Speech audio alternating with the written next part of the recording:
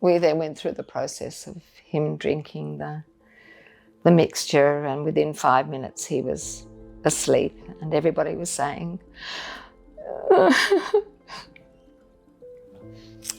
he was saying, I love you, I love you, I love you. And he said, and he put up his hands while he's sort of half in and out of consciousness, put up his hand and he held up his thumb and he said, I got that.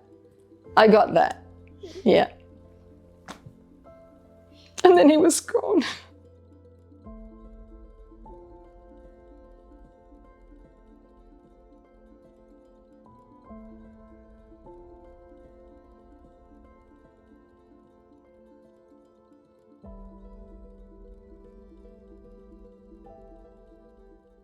It was 1977, and we met during the rehearsals of a play called Wild Oats. It was a sort of Jacobean comedy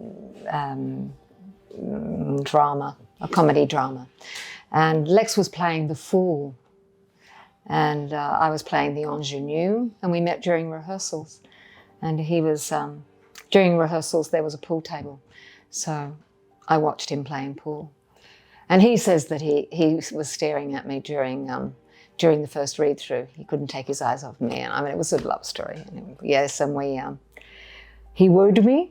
He wooed me, I said, on stage and behind the stage and behind the curtains and under the stage, and yeah. Come on, come on. Come on. Oh, for me? How sweet of you, father-in-law, darling. You want Hector to be divorced? Something Elizabeth? And whose fault is it if he did? What, my fault? You won't even speak his wife's name. Hello and welcome to Late Night Legends.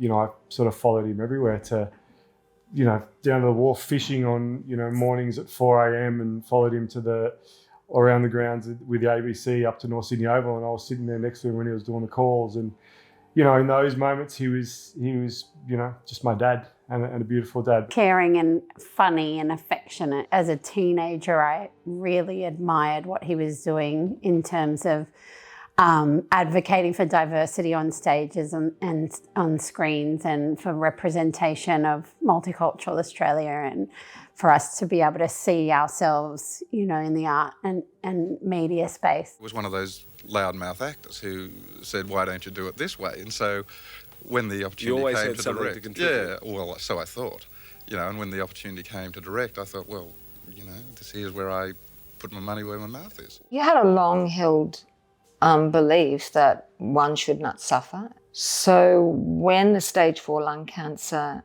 had been diagnosed, we had a family meeting, and the family meeting, at the family meeting were several doctors, and one of them was the oncologist who we'd already had dealings with. And they said, well, we're going to do some chemotherapy. And at that time it was mentioned, Lex had said to him, I would like to access the VAD if this is prolonged.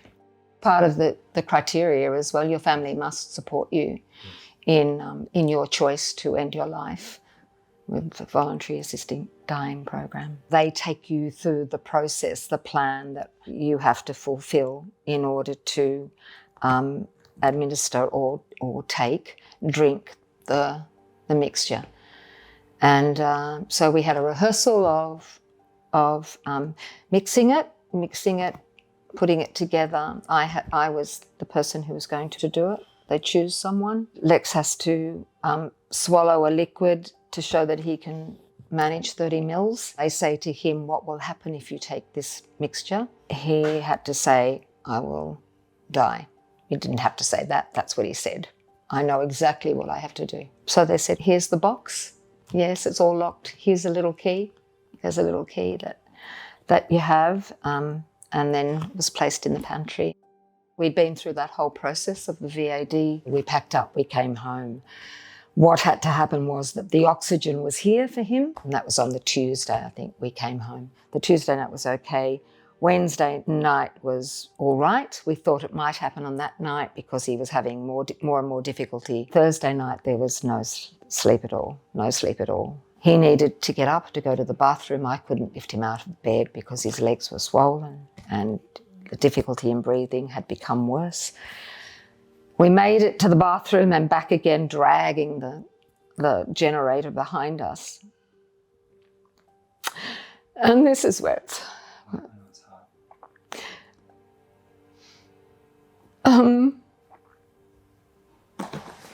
And then we went into the bedroom and he said, "You have to do it now." It was 4 a.m. in the morning and he said, "We have to do it now."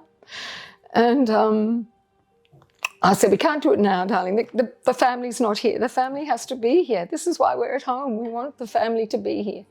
And he said, "Okay." So I gave him some morphine and he settled down. And within a half an hour, they were all here. I'd rung them and said, "Throw the kids in the car. They're not going to school today. It's today, now." So much love in the house and kids running everywhere, and it was full of noise and laughter and love. And then, then now the overriding emotion of sadness on that day as well. It just meant that it was so uniquely ours. It's such a unique experience to us and exactly how he would have wanted it. It was the dogs and the babies and the kids and it was kind of normalising that process in a way that I really believe in. I'll never, ever forget lying on the bed with him and holding his hand and whispering, just having little chats. Yeah. And he just kept saying, "This is great." They came in and they flooded the bed and there were cups of teas made and there were Bob Dylan music and candles lit and Jackson Brown and Emmylou Harris and Bruce Springsteen were with us, and we had photos of him all around the bedroom, and he sat there and watched all this family gather and all the paraphernalia surrounding him, and it made him so happy that they were all there. I think I was the last person who was lying on the bed with him, and I said, "Oh, my darling, this wasn't in our plan." And he said, "You should have read the fine print." So, a bit of a laugh right at the end. We then went through the process of him drinking the mixture, and within 5 minutes he was asleep, and everybody was saying, and he was saying, "I love you, I love you, I love you." And he said, and he put up his hands while he's sort of half in and out of consciousness, put up his hand and he held up his thumb and he said, "I got that. I got that."